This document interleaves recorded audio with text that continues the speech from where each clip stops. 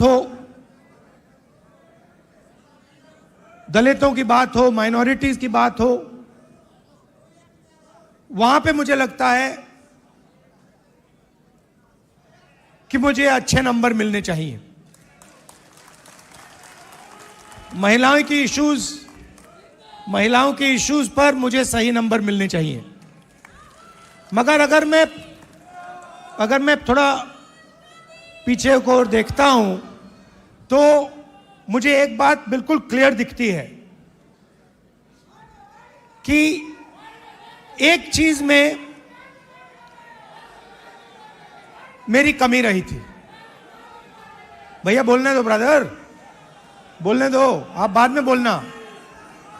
तो एक चीज में कांग्रेस पार्टी में और मेरे अंदर भी एक चीज मैंने मिस कर दी, एक गलती मैंने की। क्या थी? जो ओबीसी वर्ग है उसका जिस प्रकार से मुझे प्रोटेक्शन करना था मैंने नहीं किया।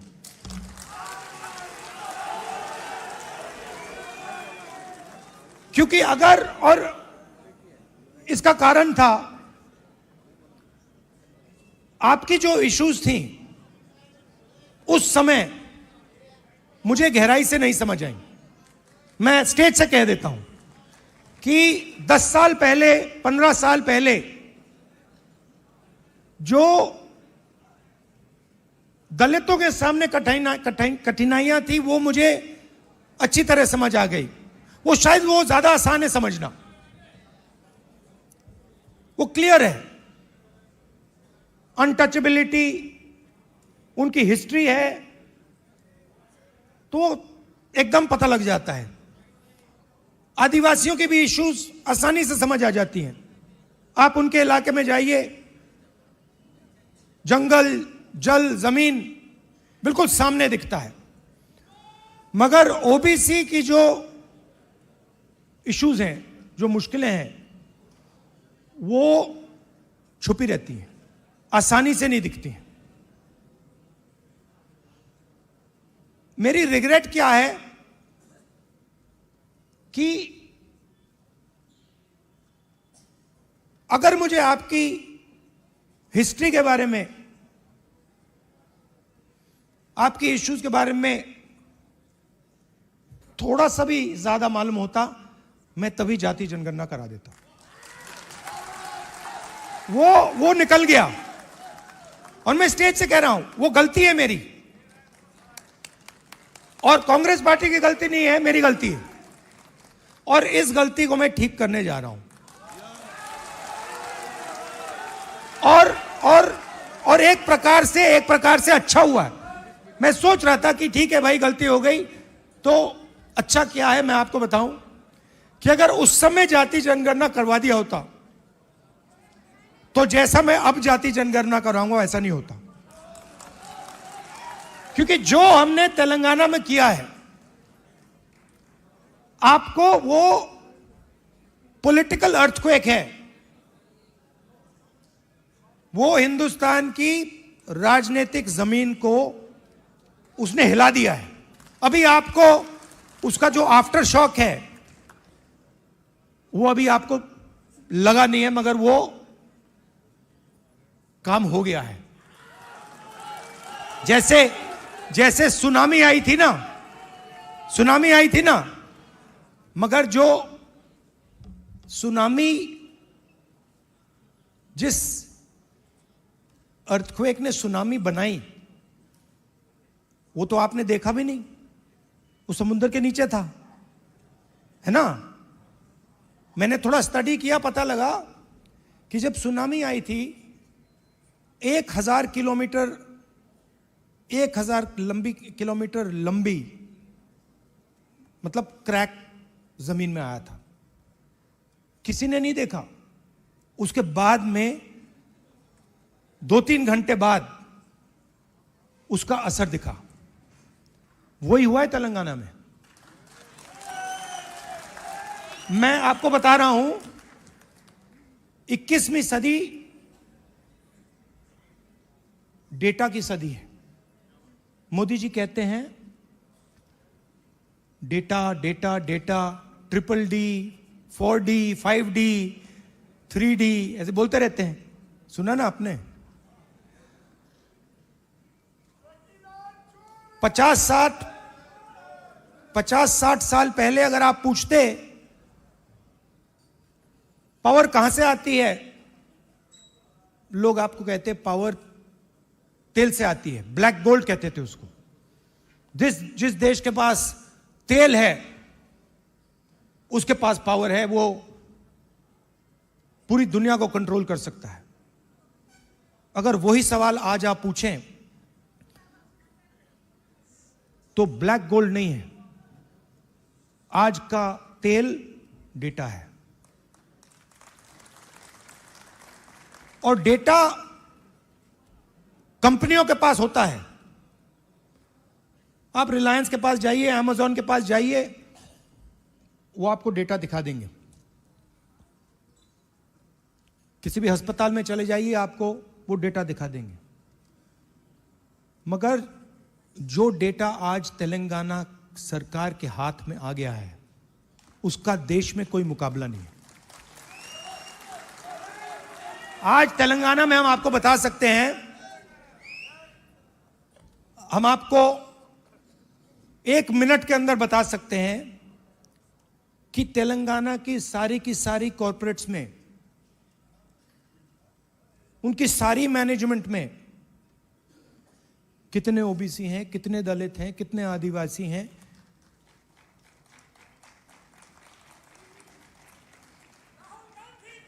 हम आपको बता सकते हैं, मैं आपको बता सकता हूं कि अगर आप तेलंगाना में कॉरपोरेट्स के अंदर यह सवाल पूछें,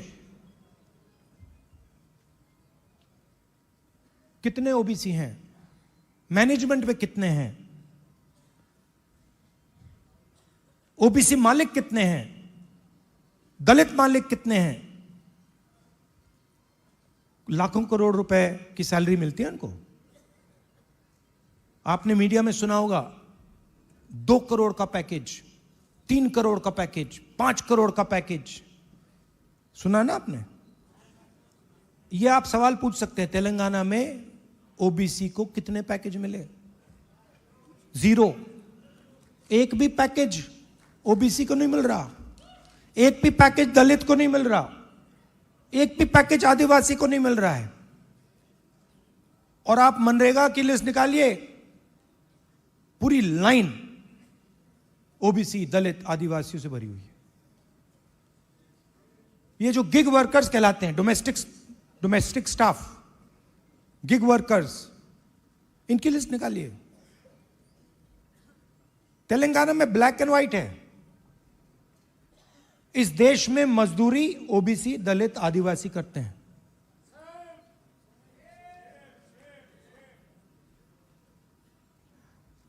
बघेल जी ने बहुत अच्छी बात बोली, उत्पादक शक्ति। मतलब देश को चलाता कौन है? देश को, उसकी, किसी भी देश को उसकी उत्पादक शक्ति चलाती है। और देश में मेन सवाल यह उठता है कि अगर उत्पादक शक्ति देश को कुछ दे रही है, भोजन देती है, औजार देती है, ये इमारतें देती हैं, तो उस शक्ति को अपने खून पसीने के लिए देश क्या देता है? मतलब आप लोग देश को बनाते हो, इमारतें आप बनाते हो, सड़कें आप बनाते हो, स्कूल आप बनाते हो, कॉलेज आप बनाते हो, अस्पताल आप बनाते हो, टेंपल भी आप बनाते हो। मेरे लिए सबसे जरूरी सवाल है, अगर आप लोग देश को बनाते हो तो इस काम के लिए देश आपको क्या देता है? आपको क्या दे रहा है आज हिंदुस्तान? प्राइवेट स्कूल जहां पे आपको लाखों रुपए देने पड़ते हैं, प्राइवेट स्कूल किसके? आपके नहीं, ओबीसी के नहीं, दलित के नहीं, आदिवासी के नहीं। आरक्षण लूटा नहीं, आरक्षण दिया नहीं जाता है।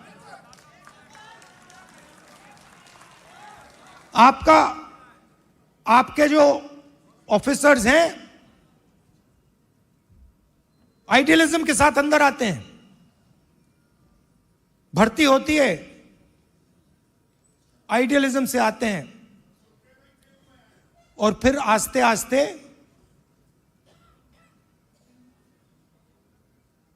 कट दिया जाते हैं। ACR, annual confidential report, OBC, Dalit, Adivasi अफसरों को हत्या करने का तरीका। रिजर्वेशन आपको दी गई है, मगर फाइनेंशियल मिनिस्ट्रीज को देखिए, डिफेंस मिनिस्ट्री, फाइनेंस मिनिस्ट्री, बड़ी बड़ी मिनिस्ट्रीज को देखिए, और वहां पे आप नेशनल लेवल, मैंने चेक किया, वहां पे मुझे ओबीसी, दलित, आदिवासी नाम बता दो। मैंने मजाक किया, बजट बना, मिठाई बांटी जा रही थी, याद है आपको? हलवा बांटा जा रहा था, 11 लोग थे वहां पे, 90% आप लोग हो, 50-55% ओबीसी, 15% दलित, 9% आदिवासी, कोई नहीं वहां पे। हलवा बट रहा है, वो खा भी रहे हैं। आप प्रोडक्टिव फोर्स देश की, वो हलवा में जो चीनी गई वो आपने बनाई,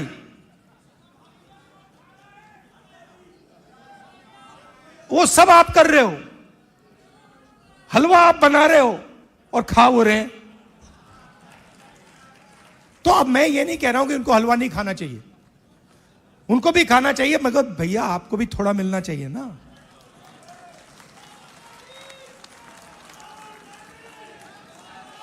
तो अब मैं आपको, आप मेरी बहन से पूछो, मेरी बहन से पूछो, कभी मिलोगे तो पूछना कि अगर कभी राहुल ने किसी चीज के बारे में मन बना लिया तो उस बात को वो छोड़ेगा या नहीं छोड़ेगा, वो पूछ लो उससे। मैं नहीं छोड़ने वाला। और मैं सिर्फ जाति जनगणना की बात नहीं कर रहा हूं। देखो, आप ये मत सोचो कि मैं जाति जनगणना की बात कर रहा हूं। जाति जनगणना तो पहला कदम है। मैं जो आप कि जो बघेल जी ने उत्पादक शक्ति की बात की,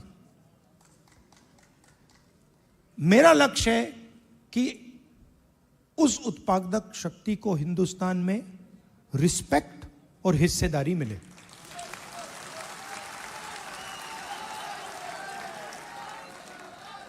तो आपको लगना चाहिए, हिंदुस्तान के किसान को लगना चाहिए। आज आप हिंदुस्तान के किसान से पूछो, आपके बेटे के लिए क्या सपना है, आप क्या सोचते हो, आपका बेटा क्या करेगा? वो आपको कहेगा मजदूरी करेगा। और मैं चाहता हूं कि वो किसान कहे, नहीं, मेरा बेटा इस देश का सबसे बड़ा बिजनेसमैन बन सकता है, जो भी वो करना चाहता है वो कर सकता है। अब एक प्रॉब्लम है राजनीति में, सबसे बड़ी प्रॉब्लम पता है क्या होती है? क्या होती है? हाँ, नहीं, नरेंद्र मोदी कोई बड़ी प्रॉब्लम नहीं है।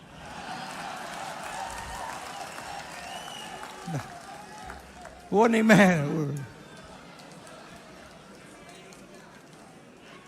मैं आपको बता रहा हूं, ये आपने अपने सिर पे चढ़ा रखा है, कोई प्रॉब्लम नहीं। ये जो मीडिया वाले हैं, इन्होंने बना रखा है, इसका गुब्बारा बनाया, कोई प्रॉब्लम नहीं।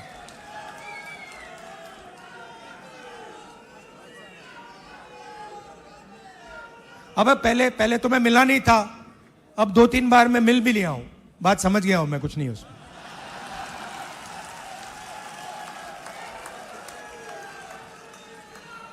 शो, पूरा शो है, दम नहीं है, बता रहा हूं।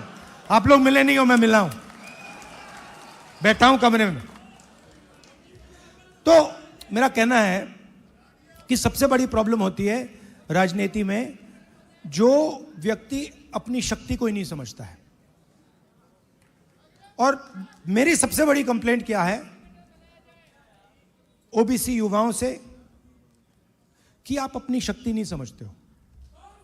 आपको मालूम ही नहीं कि आपकी कितनी शक्ति है, कैसी है, क्या है, वो आपको समझ नहीं। क्योंकि जिस दिन आपको अपनी शक्ति समझ आ गई, ये पूरा पलट जाएगा।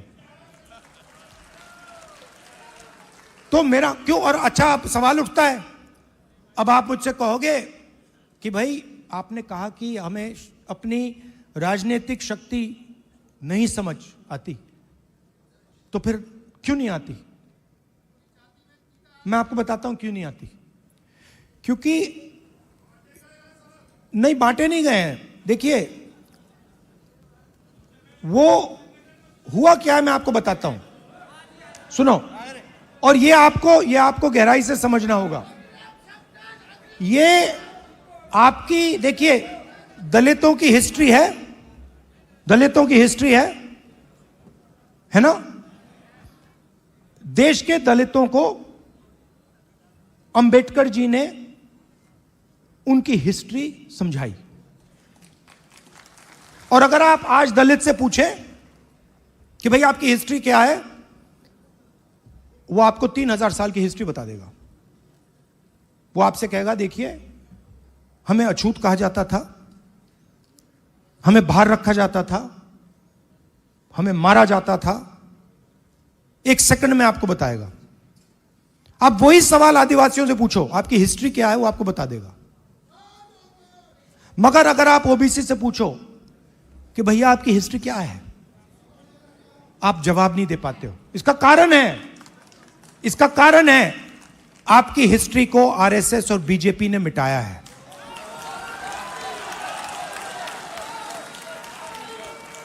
आपकी हिस्ट्री को, जो देश की उत्पादक शक्ति की हिस्ट्री है, उसको आरएसएस और बीजेपी ने मिलकर मिटाने का काम किया है।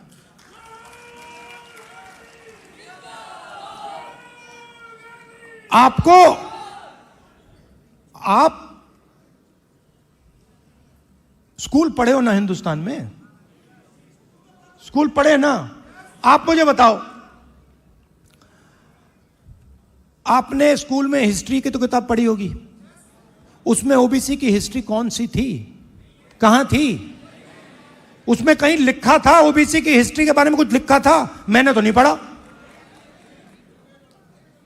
आज जब मैं बात को समझ रहा हूं तो मैं अपने आप से सवाल पूछता हूं, भैया जब मैं छोटा था तो इस देश की जो 55-60% लोग हैं, उनकी हिस्ट्री की किताब में है ही क्यों नहीं? यह जानबूझ के मिटाया गया है। क्योंकि जिस दिन आप अपनी हिस्ट्री समझ जाओगे, उस दिन आप समझ जाओगे कि आरएसएस आपका सबसे बड़ा दुश्मन है।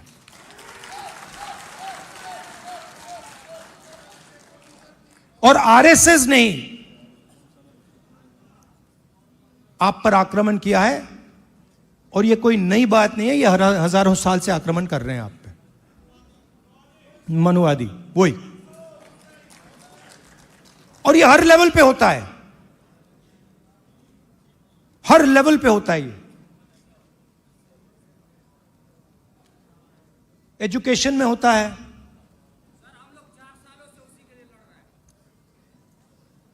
एजुकेशन में होता है, बिजनेस में होता है, जुडिशरी देख लीजिए वहां होता है। सब जगह आपके खिलाफ डिस्क्रिमिनेशन हो रहा है। मोदी जी कहते हैं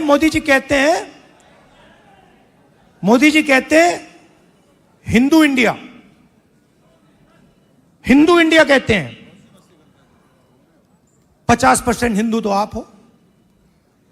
अगर हिंदू इंडिया है और 50% आप हो, तो मीडिया में आपका एक आदमी क्यों नहीं है? कॉर्पोरेट इंडिया में आपका एक आदमी क्यों नहीं है? औरत क्यों नहीं है? मीडिया के एंकर्स की लिस्ट निकालो, ओबीसी नाम दिखा दो मुझे, कहां है? बड़े बड़े पत्रकारों के नाम निकालो, ओबीसी कहां है? कौन है वहां पे? अदानी ओबीसी है क्या? आपकी पूरी की पूरी जमीन उसको दी जा रही है, पूरी की पूरी आपकी जमीन, ओबीसी दलित आदिवासियों की जमीन छीन छीन कर अदानी को दी जा रही है, अंबानी को दी जा रही है, टाटा को दी जा रही है, इन लोगों को दी जा रही है। इनके सिस्टम में कोई ओबीसी है ही नहीं, दलित है ही नहीं, आदिवासी है ही नहीं। तो इसलिए हमने कहा है सबसे पहले जहां भी हमारी सरकार होगी वहां जाति जनगणना होगा, एक्सरे होगा, एमआरआई होगा। हमें पता लगाना है ओबीसी कितने हैं, कहां हैं, क्या करते हैं, कितनी भागीदारी है, कितना पैसा है, यह हम सब जानना चाहते हैं। दूसरी बात, जैसे ही जाति जनगणना होता है वैसे ही 50% की दीवार वहीं टूट जाती है। तेलंगाना के चीफ मिनिस्टर ने जाति जनगणना के होने के एकदम बाद अपने आप 50% की दीवार तोड़ दी और उन्होंने कहा कि भाई, मैंने उनसे पूछा, उन्होंने कहा राहुल जी, जब मैंने ये देखा, मेरे सामने कोई ऑप्शन ही नहीं है, मुझे ये करना पड़ा क्योंकि मुझे अन्याय दिखा। कल भाषण में उन्होंने बोला, तो पहला काम जाति जनगणना जहां भी हमारी सरकार होगी, 50% की दीवार जहां भी हमारी सरकार होगी, और दूसरा काम नेशनल लेवल पे, ये दोनों काम।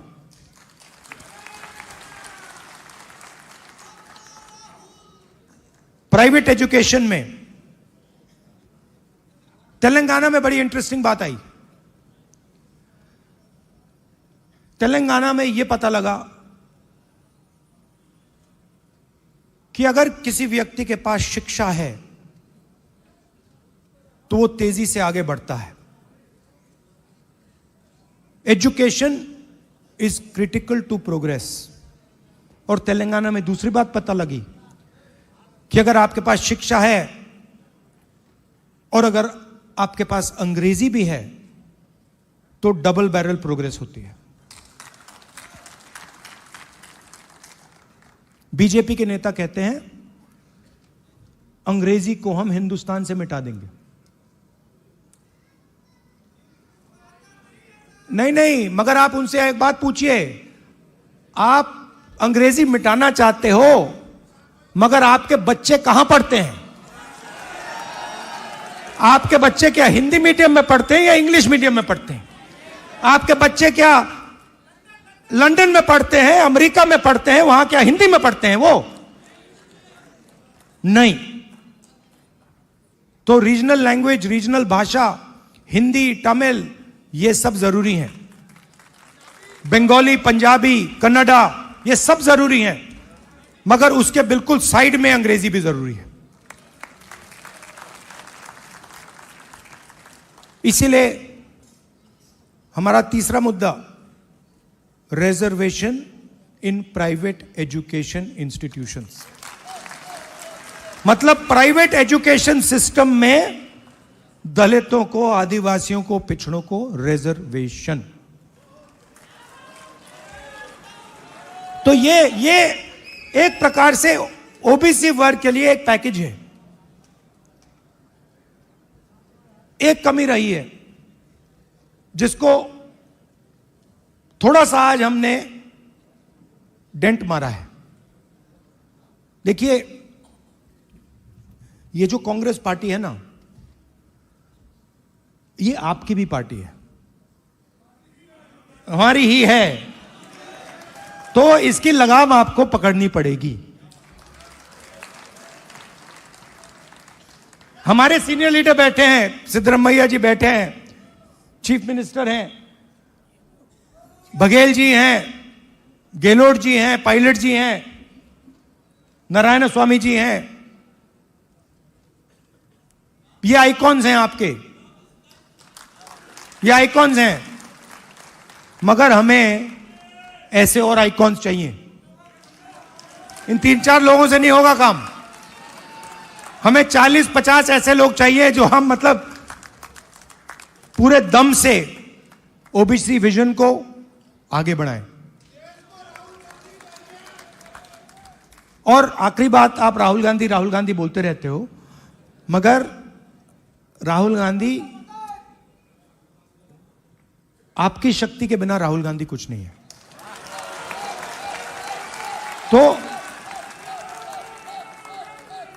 तो मेरा काम आपकी शक्ति को अलाइन करने का है। और देश के मैं ओबीसी वर्ग से, युवाओं से कहना चाहता हूं, जो मैंने शुरुआत में कहा, मैं अपनी साइड से कह सकता हूं, कांग्रेस पार्टी के साइड से नहीं कह सकता हूं। मैं अपने साइड से कहना चाहता हूं कि जिस प्रकार से मैंने ओबीसी वर्ग के लिए काम करना चाहिए था, पहले मैंने नहीं किया, अब मैं डबल स्पीड से वो काम करने जा रहा हूं। आप सबका बहुत बहुत धन्यवाद। नमस्कार, जय हिंद। सर 2 मिनट बैठ लिया जाए। वोट फॉर थैंक्स के लिए आदरणीय देवेंद्र यादव जी आए, दिल्ली प्रदेश कांग्रेस के माननीय अध्यक्ष श्री देवेंद्र जी आए और सबको धन्यवाद अर्पित करें। आदरणीय देवेंद्र यादव जी। न्याय योद्धा श्री राहुल गांधी, श्री राहुल गांधी देश के विभिन्न कोने से, और जहां तक कमी रह सकती है, मगर जहां तक मैंने, चाहे वो आदिवासियों की बात हो, दलितों की बात हो, माइनॉरिटीज की बात हो, वहां पे मुझे लगता है कि मुझे अच्छे नंबर मिलने चाहिए। महिलाओं की इश्यूज पर मुझे सही नंबर मिलने चाहिए। मगर अगर मैं थोड़ा पीछे को देखता हूं तो मुझे एक बात बिल्कुल क्लियर दिखती है कि एक चीज में मेरी कमी रही थी। भैया बोलने दो, ब्रदर बोलने दो, आप बाद में बोलना। तो एक चीज में कांग्रेस पार्टी में और मेरे अंदर भी एक चीज मैंने मिस कर दी, एक गलती मैंने की। क्या थी? जो ओबीसी वर्ग है उसका जिस प्रकार से मुझे प्रोटेक्शन करना था, मैंने नहीं किया।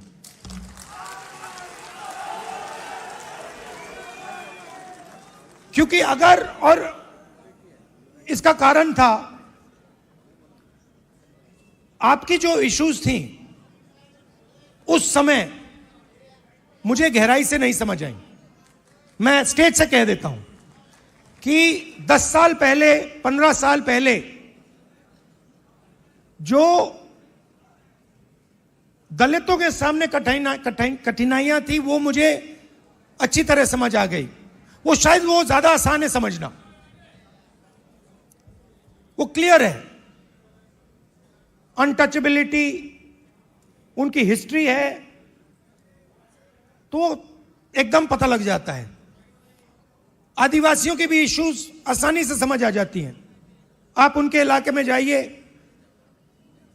जंगल, जल, जमीन बिल्कुल सामने दिखता है।